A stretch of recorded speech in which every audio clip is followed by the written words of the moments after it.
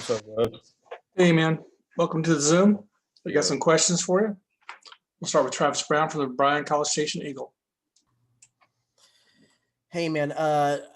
Just another game where turnovers kind of plagued y'all with half of y'all's team turnovers coming from the ball handling guards. How difficult is it to set up into an offense when the turnovers are coming high on the court? Yeah, great question. It's hard against any team in this league, no matter who your opponent is, regardless of this league. Actually, when you turn over the ball at a high rate and allow the other team to get transition points, it's hard to climb back from that. Especially when you're playing a great team like Ole Miss, when they're great in transition and great in forcing opponents to turn the ball over. It's hard. It's difficult. And I feel like you guys know it, like I say it all the time, like we're just repeating the same mistakes over and over.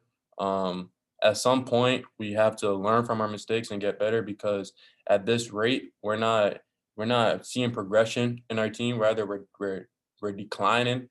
But at some point collectively as a group we have to flip the switch and get better, because turning the ball over killed us. The first 17 minutes, 16 minutes of the game, I felt like we were in control of the game. We had the whole pace going, and then that 1-3-1 they started throwing at us, it started messing us up, and we started losing our composure. But during those situations where we got to fight back, we can't allow teams to score over and over from the same mistakes that we're doing. I think the commentators, one of them said that this was a mental fight. I know that every game is a mental fight, but when you have a team like y'all who are kind of struggling to find your offensive identity, and a team like Ole Miss who's doing the same thing, did it seem like this might be a battle of just kind of the more mentally strong team might prevail? Yeah, they did a great job. Kudos to them of turning us over, following their scheme and executing their scheme. And it's 100% on us. We're not gonna make any excuses. We're not gonna say it was one person's fault. It was collectively a team's fault. We just gotta do better. We have to do better. At the end of the first half, we made the same mistake. I think it was 4 turnovers consecutively of just throwing it over their heads, and there's them stealing the ball, going down, getting fouled, or either transition points. And in those circumstances, we got to do better. Thanks, man. Yeah. Let's go to Tyler Shaw from KBTX and then Olin. Emanuel, you said, you're kind of making the same mistakes over and over again. Was this game reminiscent of last Saturday's game against Missouri, where, kind of the end of that first half and the end of the second half is, when they made their run and really came out? And what's the difference between the two halves? Man, I think you guys spot on. It's very similar. Very similar. Against Missouri, we did a great job competing, and then to close the first half, they went on a little run. Going into halftime, it's the same mistake we did against Missouri that happened today. Started the second half, we didn't score the ball, continued to turn the ball over, and then they continued to increase the lead. And when you get down by a lot, by 10, 9 against a top SEC opponent, it's hard to climb back.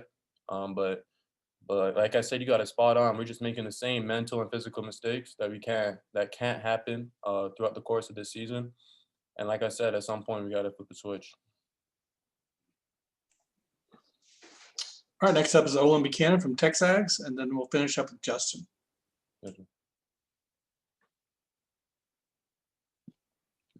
Emanuel, what could you all have done, or do you think there at the end of the first half differently to avoid making all those turnovers? I think we could have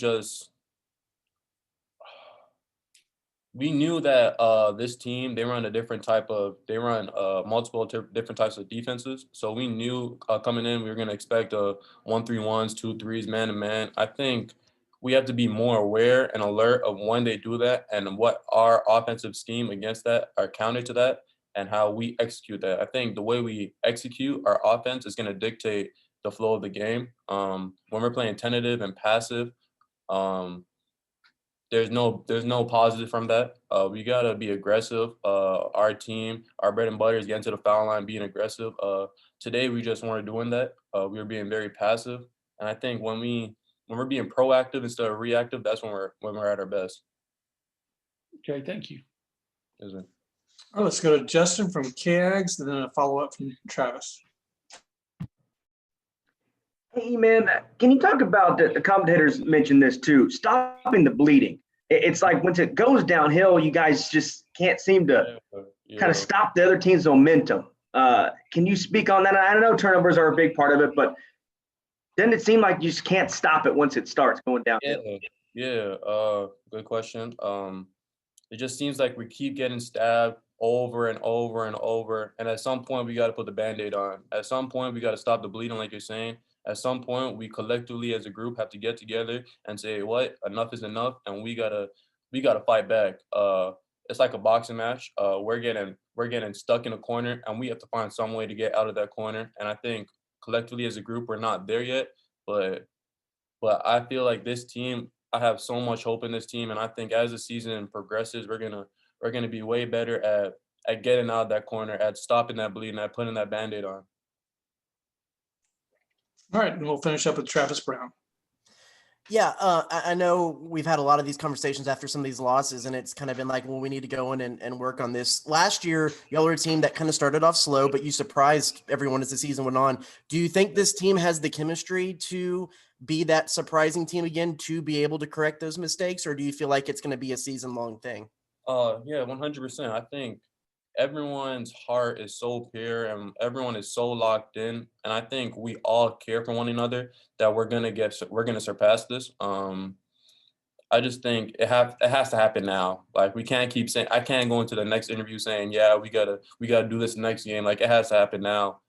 Before we get on the plane back to College Station, we gotta talk, we gotta communicate, we gotta do something now to stop the bleeding. Because if we keep on having these same conversations, then that's going to be a waste of a season. It's going to be a waste of a year, and I think no one wants to go out this season sad. We just have to do better. Appreciate it. Thank you. For sure. All right, that's what we got for you. Thanks, Eman. Thank you. All right, I believe Jaxson Robinson's coming up. I'm going to start off with Travis and then go to Tyler.